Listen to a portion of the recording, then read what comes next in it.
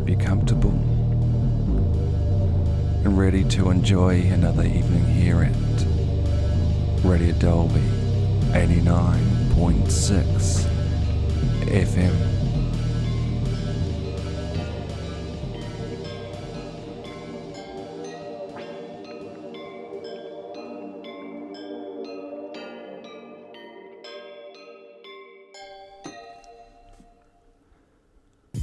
Well, welcome back to the show. It's been a sad day, to be honest. Today, I woke up and was fully expected just to come here and get on with the show, and I found a letter, an envelope under my door. I'll read it to you. It says, "Dear Brother Dolby, I know you might find this shocking, but I've quit music. We're never going to make it. We're probably not even that good. I'm off to chase my dreams. I'm going to hot air ballooning in Africa, and I'm going to fly from Mogadishu to the Liberian coast. Much love, Brother Dolby." Yeah, so basically I've got to do the show tonight on my own. Tonight's show we've got Cryptic Quint, we've got Wayne Hill, some poetry from him. But at last, I've been trying to get this interview sorted for so long now. We've got the fabulous, multi-talented, brilliant artist Indira Neville coming in. She's going to be here in just a few moments. Just got enough time for a little bit of an ad break. We'll see you soon. Do you want me to... What? Oh... If you do you want me to if you're ever in Dolby City and you have questions to ask, do you want me you should come to the Dolby City Information Centre, because we have do you want me to we can ask you questions, usually with questions, but you know that's quite healthy most of the time.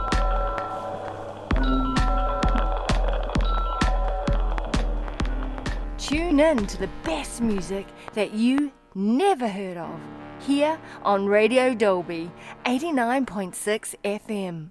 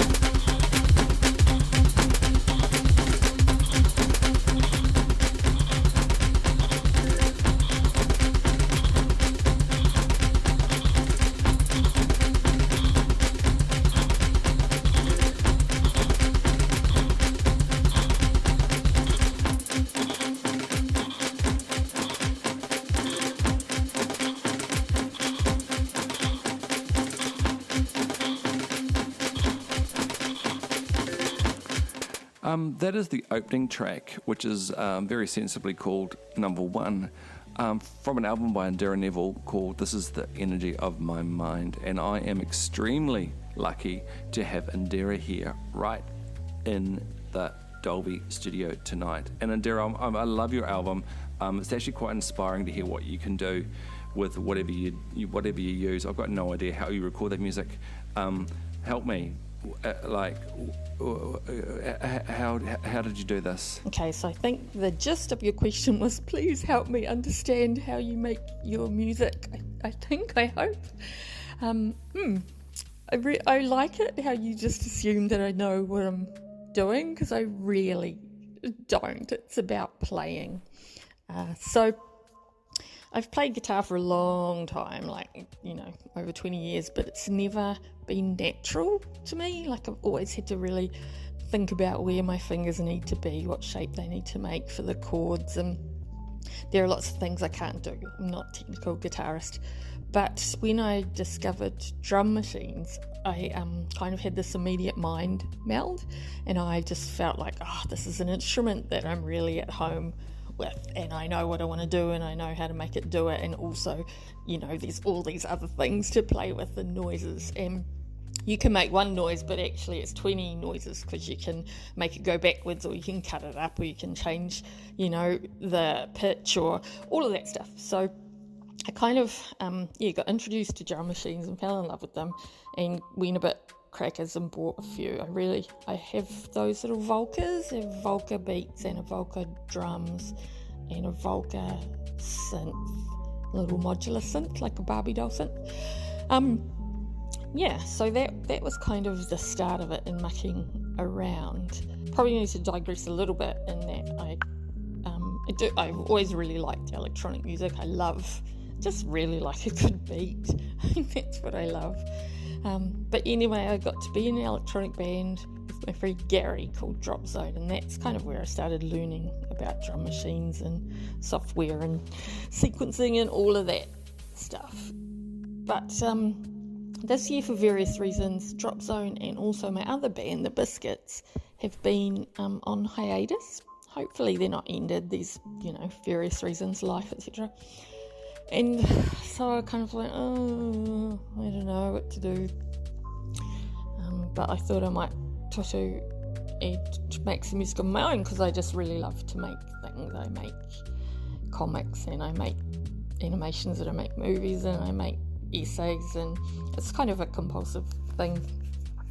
So how do I make them? Like, technically what I do is I have my drum machines, and sometimes I got one of those magic boxes so you can feed your beats straight into your computer. Sometimes I do that. Sometimes I hold my drum machine up to the external mic on my computer. And then for my software, I just use this free music software called Clipchamp, and it's just, then I just play really, and I'll play around with the beats that I've made, and I'll make them faster or make them slower, and then I'll just add things like, I might play a bit of guitar or a lot of it's voice, or make some samples. I often play the instruments that are built into the software as well. Some of them are just, things like the bells ringing and stuff. They're just like free, whatever, sound effects. So I don't really have any rules. And I'm not really knowing what I'm going to make before I make it. So it's 100% playing. And the thing with electronic music is that the idea of layers is really clear. So like with a guitar band, I know people who are more competent technical musicians than me can conceive of, guitar-y music as layers, but I kind of can't. It's all mushed together. But with electronic music, and I can really hear the layers, and I can see them as well on the software, so it makes it really easy to move things around and make things longer and shorter and make things go backwards. And it's 100% a process of playing. Like, I don't, they're not crafted songs. I don't have an idea in advance of what it is I'd like to do or what it is I'd like to achieve. I just play until it sounds right and feels right. That's 100% it.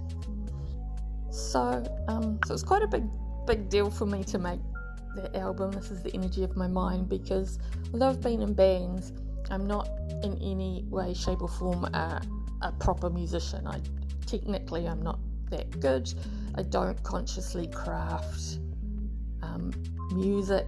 For me, music is just something else to make, something I like making. And it's usually always been so short, and I've usually always been in bands with people who are much more skilled musicians than me, which isn't, I'm not being self-deprecating. I definitely bring something to the table, but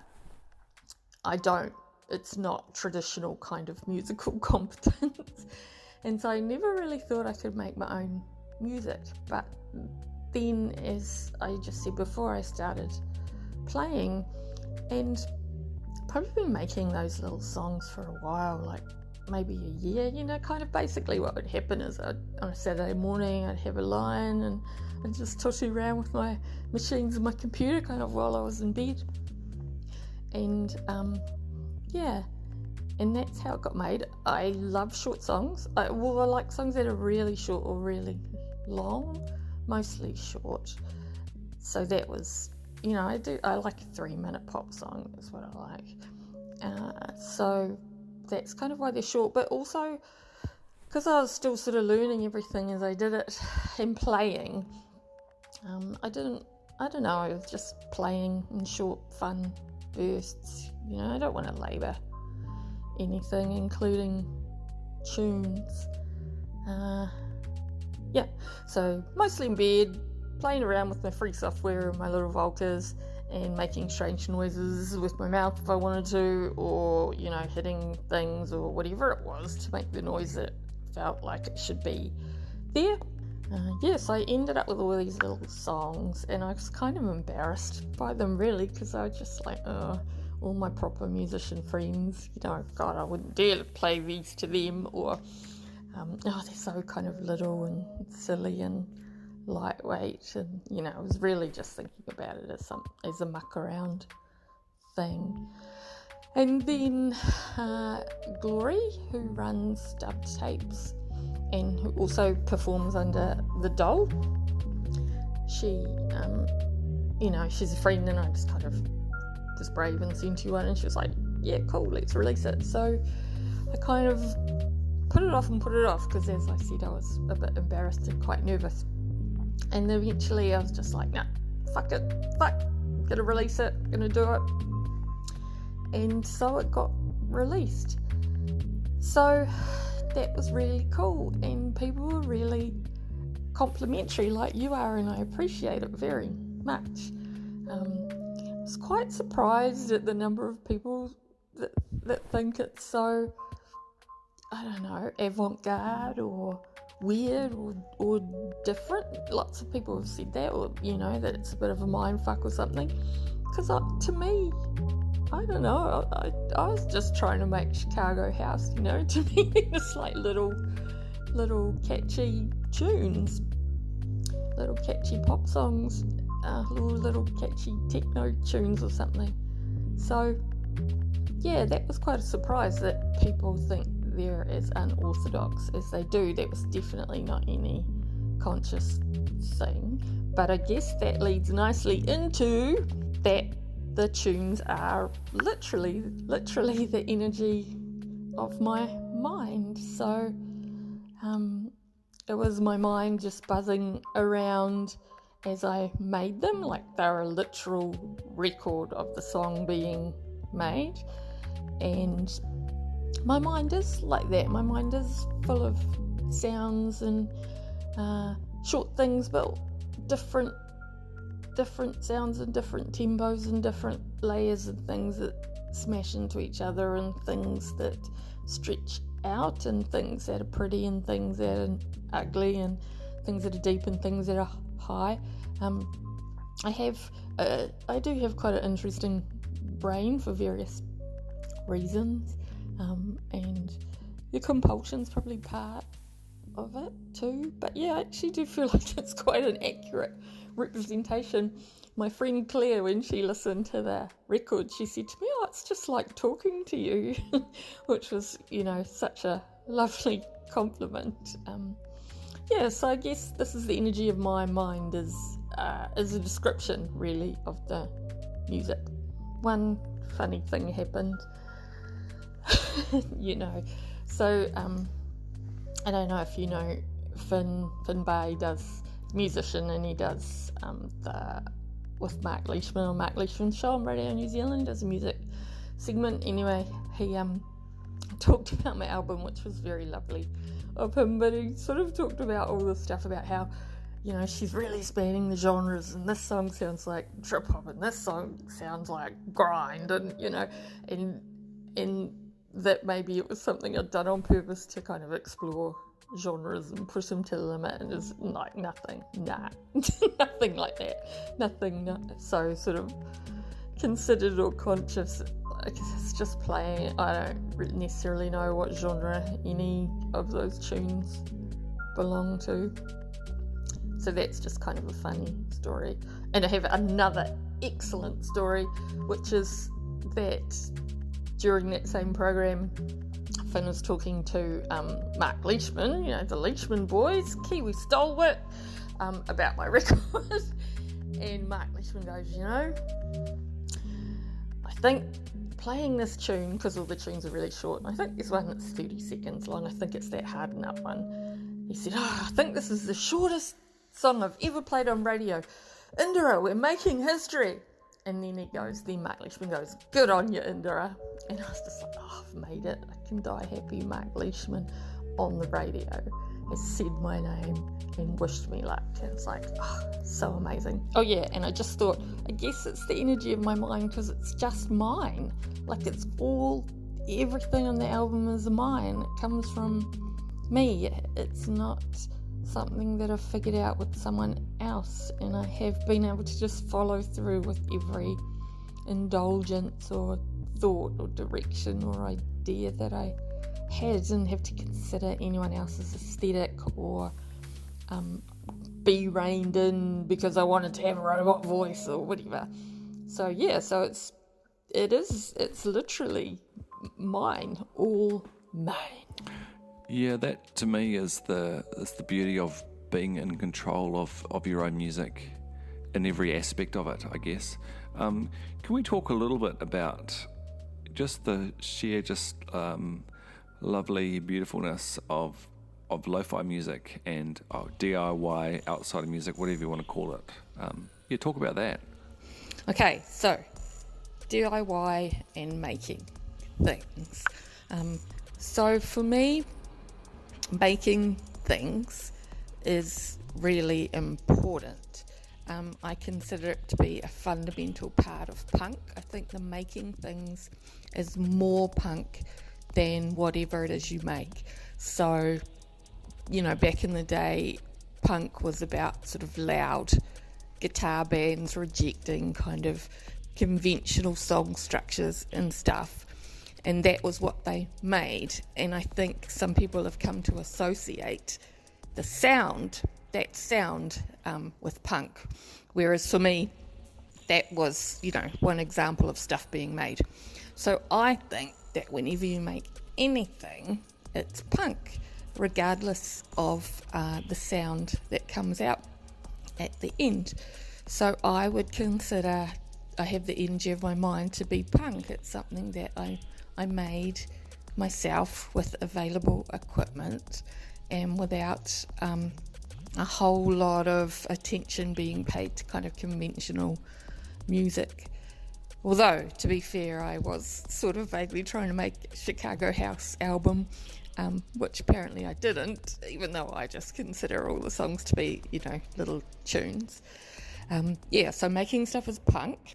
Probably part of that punk ethos and making stuff ethos is a rejection or a partial rejection of capitalism, consumerism, convention, uniformity, all of those things. So when you make something, that's the only version of that thing that exists in the world anywhere ever throughout all of space and time, which is actually a pretty amazing and great thing. And you didn't have to pay anyone in order to create that object. And I think that's also a really great thing. I also think there's a DIY thing associated with marginalised people who haven't traditionally had access to equipment, systems, structures, people, contacts that provide, I guess, success or exposure in the world of music. And, being a woman is one of those. I can kind of do what I want, and I can make what I want because now the technology exists. So this is an interesting kind of segue. So a while ago, I might have talked to you about this before, but anyway, a while ago before the end of the year, I saw the documentary Sisters with Transistors, which is about women who are electronic music makers, and who've, throughout history, they looked at about 5 or 6 case studies. And one of the women, and they're all famous and, alarmingly sort of, I can't think of any of their names right now, even though I know them like the back of my hand.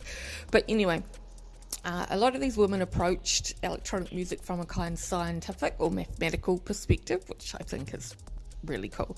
Now, like really nerdy, but like me, I'm quite nerdy.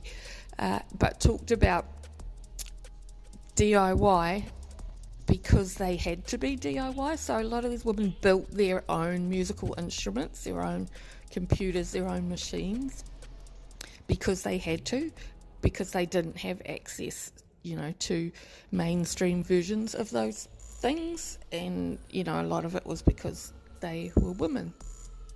So that's another interesting perspective on DIY, having to do it in order to make the art or the music that you want to make. All of this kind of philosophy isn't just about music for me. I make lots of things in lots of different media. I don't really have a favourite one. So music and electronic music and guitar music, comics. I'm kind of probably, I don't know, not famous. New Zealand's too small, but probably most well known for my comics and my work in that space. I make essays and blog posts. I have a website with various rantings and thoughts about things. So I make writing.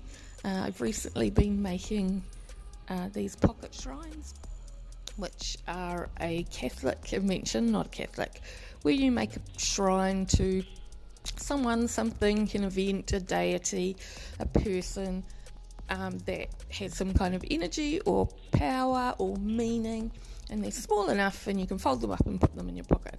So I made a whole lot of those recently, and that's been really cool because it's been analog. So I've done a lot of electronic stuff in the last couple of years, both images and sound, and so it's really nice to do something analog, physical with my hands. But yeah, that's another thing I make. I just stumbled across it on the internet and thought I'd give it a go. I also, I'm a policy analyst, so I make briefings, cabinet papers, all kinds of other papers in my day job, and I really love it. And for me, writing a cabinet paper feels the same way as recording an album. They're both about achieving something. They're both about creative and critical thinking. They're about learning. They're about negotiating my way through a new skill or a particular genre or place. The bits of my brain seem to connect up in similar ways. So I don't consider my day job and my art making to really be two different things. Also, being a policy analyst and a public servant is quite a punk thing, because another punk thing is attempting to make change. Now, I do it from within the system, but that does not illegitimize it. Don't know if that's a word. That does not make it any less significant. You definitely need people inside the system, and you need those activists outside in order to make change. So that's another punk thing. I should say that perhaps my making, my DIY making, is more obsessive and hyper-fixated than many others. I tend to, when I'm making something, I tend to be all in it for a period of time until the thing is made and or I've got sick of it. So it's kind of a compulsive thing. This is about my bipolar disorder. It's quite a common sort of semi-mania symptom. And yeah, it's definitely something that I have. So these pocket shrines I just made, I kind of made 20 of them in the space of about, I don't know, 2 or 3 weeks. And I'd wake up in the morning and all I would want to do is make these shrines.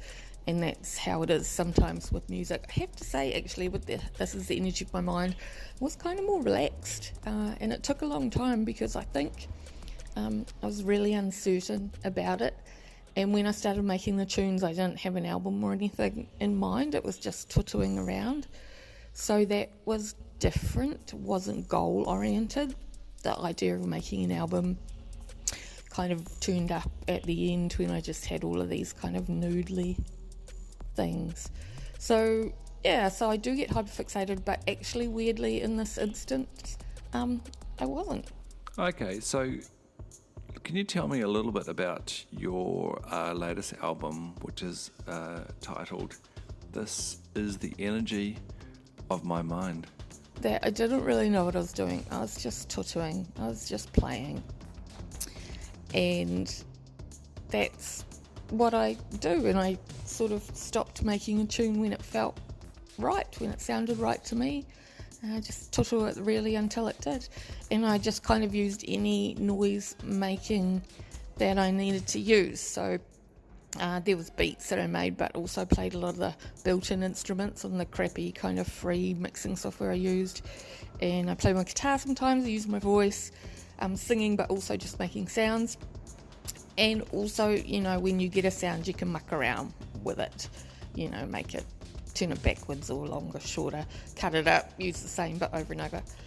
So that's how I made them. It was really funny because I don't know if you know Finbar Johnson. He does a show on Radio New Zealand, or he pops into a show on Radio New Zealand, Mark Leishman's show, and he plays music, and he was kind enough to play some songs from this album and talk about this album. And he talked about how in each tune I'd kind of attempted a different genre. So, you know, there was trip hop and there was glitch and stuff. And I thought it was really funny because if that has happened, not at all intentional. Just, I don't know, just some sounds. But yeah, it was cool that he thought I knew what I was doing. Now, I understand you don't just do music. You are also being involved in comics for a long time. I wanted to talk about my main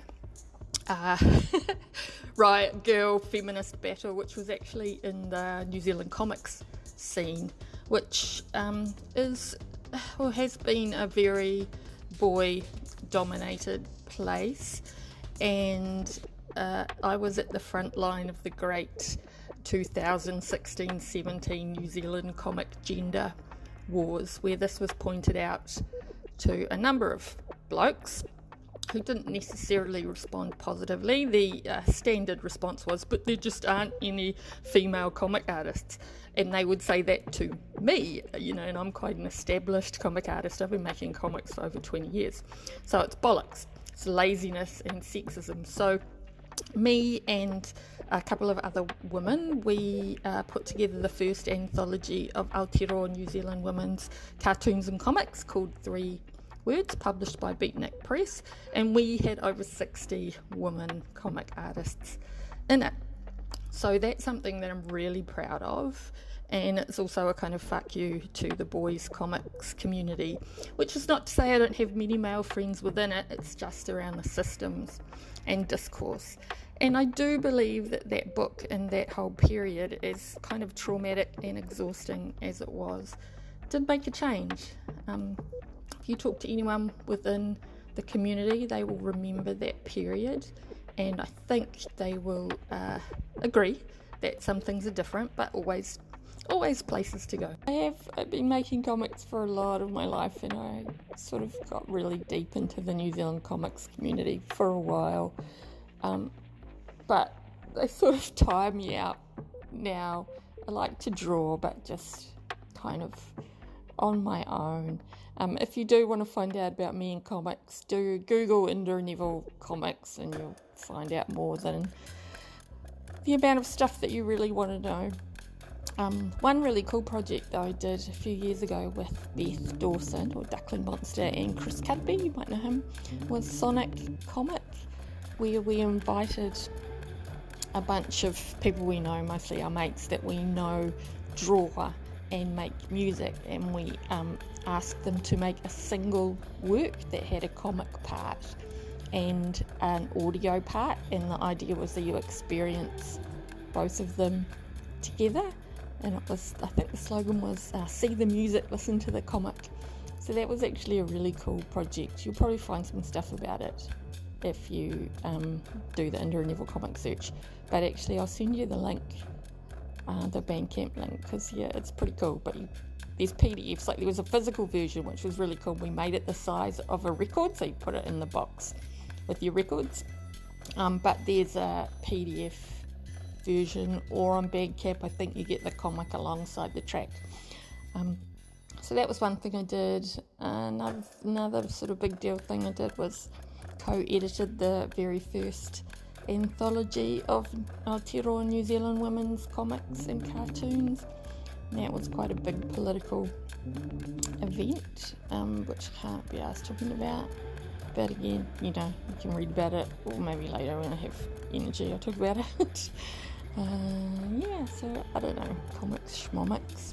I hear rumours that you've actually played here in Dolby City a few times. Can you tell me a little bit about that? Biscuits played there quite a few times, and we always really liked it. We played under the bridge, and we played at that sort of weird crafty cyberpunk historic village place, in quite a cool little venue with heaps of crocheted blankets. And then we played Woodcock a couple of times. But I think it's really kind of rock and roll and really quite masculine. And I guess if you wanted to make electronic music, it might be a lot more challenging. I remember at Woodcock, on the main stage one year, there was like a woman and a laptop, and I just about fainted, which is, you know, it's like, oh my God, something's gone terribly wrong. Well, actually, something's gone terribly right. You're in another band too, aren't you? But I also had another band called Drop Zone, which was me and my friend Gary. And even being in a duet is just like being in a band to me. It's having at least one other person that has got your back and you've got theirs, and you know each other and you made the songs together, and it's just more fun. I only really made music for the social thing, you know, like weekly band practices and hanging out with my mates. It was never any kind of drive to make music. That was just a nice byproduct, and I really love playing live, to be honest, but with my friends especially.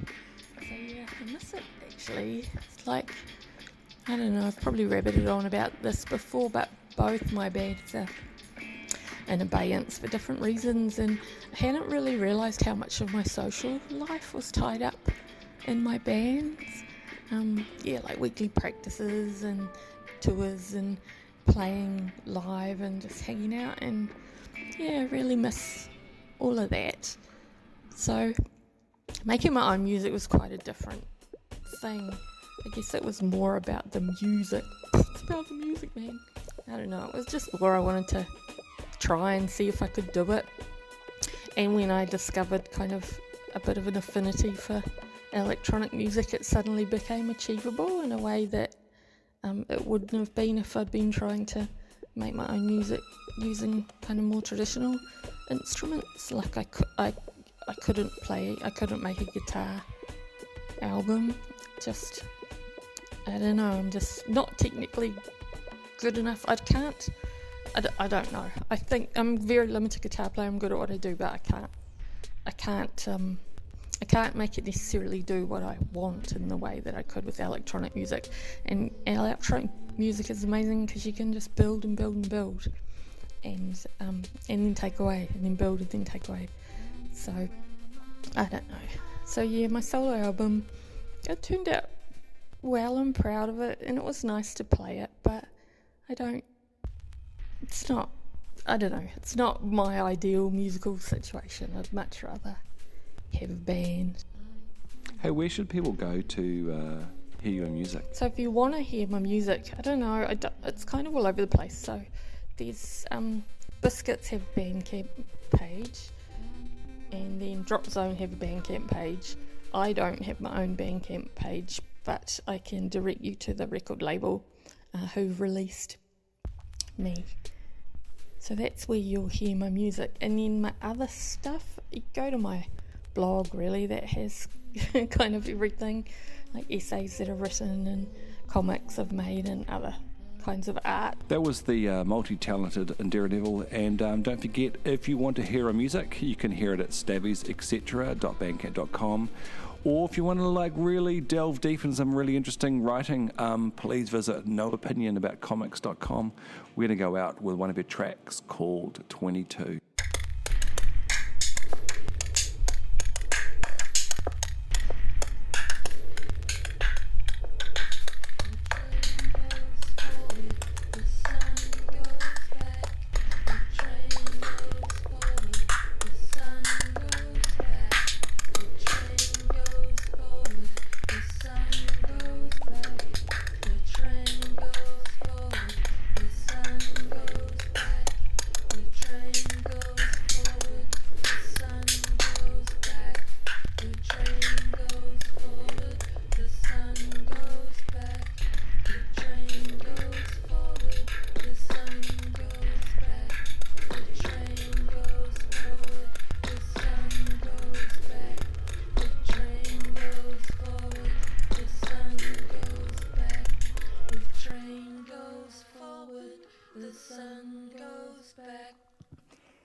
Whether you be cousins in love or childless dinosaurs, the next work of exceptional creativity we have for you exclusively on Radio Dolby is one musician in a category all of his own.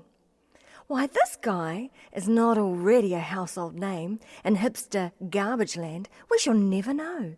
Brace yourselves and shave your eggs for the one and only Cryptic Quint. Hey, Thingy, you and Dog had a big birthday bash the other day. Oh, yeah. It was good, wasn't it, boy? Got a big rainbow cake from Countdown. Yeah, Dog turned the big 4 months. The icing was sickening. Oh, so you're just a puppy? No. So how's it been going then? You know, vet-wise? Gee whiz, Quint, you wouldn't believe it. Those vet people are about as bad as the World Health Organization. They have a good pincushion. They squirt stuff up the nose. Everything. And what about microchipping? Oh no. Well, we're working on that one, Quint. No. Well, we got over the whole vax hesitancy thing, but, well, Dog's got a thing about that too. Tell the Elon Musk joke. What's this? Oh, this is from your chicken joke book, right? Yeah, look, why did the chicken cross the road, managing to avoid Elon Musk coming the other way? Why's that? 'Cause the chicken didn't want a chick implant. Oh, too true. Oh, and Dog wants to create his own big Dogs Have Rights organisation too. Don't ya, Dog? Yeah, the WOOF. Oh, gee. Yeah, not the WHO or the WEF, but the WOOF. And what's that for? Oh, the right to employment and for the LGBTQ dogs too, eh? Yeah, well, even Elvis Presley likes to wear a little makeup. Jason and I would have called them buffs, but the world's changed. And Elvis was no buff. Oh no, he liked the girls. Priscilla Presley was a bit of all right. Oh, yeah, even if she was a bit young. Oh, pie in the sky, UFO, UFO. Pharmaceutical sidestep under tidal toe, blaze down the tree overstrobed, polar pop pelts, black mask lashes and bizarre blaze, howl of more blue clocks of rocks, look for crimples in the matrix, the overstrobed tree.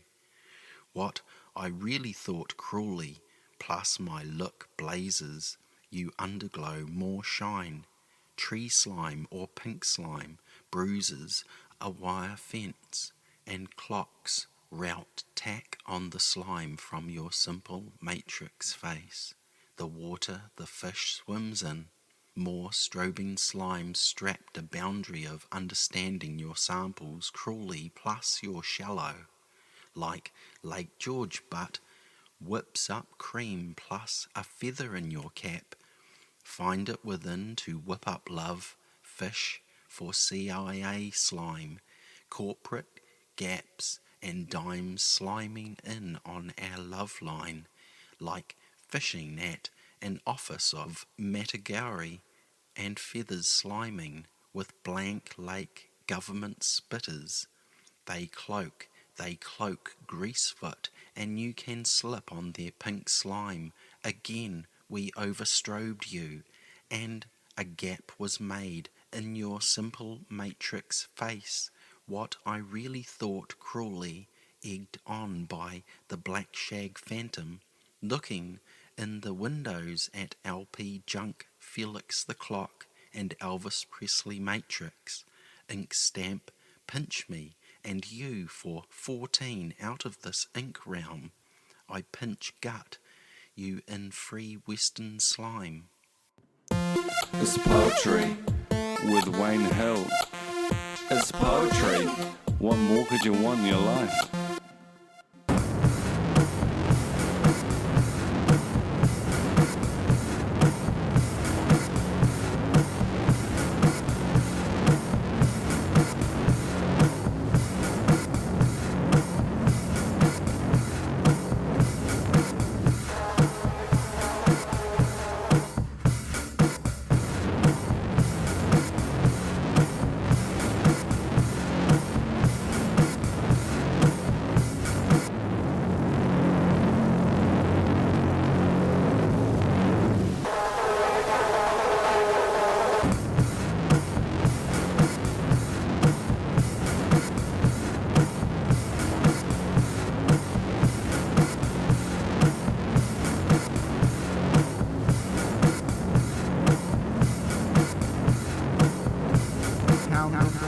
Blessed by the 6 green waves.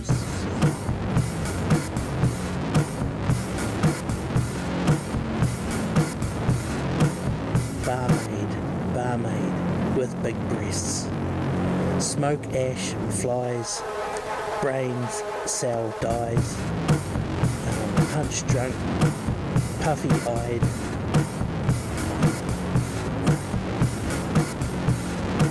Squints at large screen TV. Smooth dressed guy, shaved, comes with a twinkle in his eyes. Twinkle eyes is me, looking for maybe. Pinch myself, am I alive?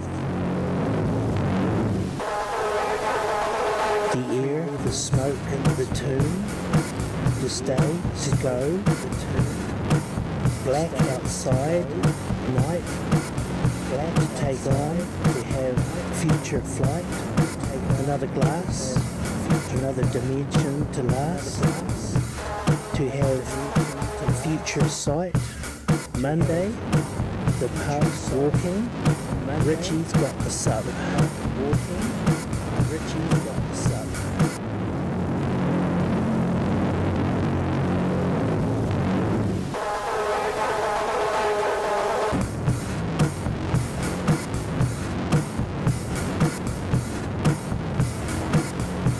Smooth dressed guy comes with a twinkle in his eyes. Twinkle eyes is me, looking for maybe. Pinch myself, am I alive? The air, the smoke, the tune.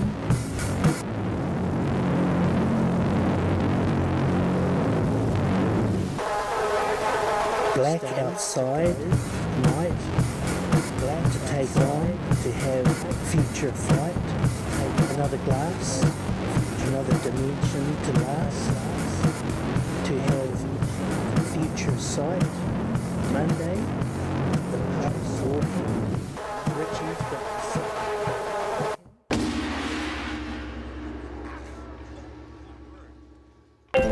Dolby City financial advisors, we can advise you, you know, what you need to invest in. We're pretty good at analysing data and making like predictions about what will happen in the future. Turn away from the light and tune into the darkness on Radio Dolby 89.6 FM. Thank you for joining us this evening and keeping me company here at Radio Dolby 89.6 FM. The usual thanks. Thanks to Quint. Thanks to Wayne. Thank you, Shona. And thank you so much, Indira, for coming to visit us here in the studio. It was a real pleasure to be able to talk to you at last. And just looking ahead to next show, I'm going to get in my car, I'm going to travel across Dolby City to the man cave of none other than Mr. Ed Gaines. Alright, anyway, Song of the Week, it's not by the Dolby Brothers, it's actually by Indira Neville, and it's track number 10 on the album. This is The Energy of My Mind.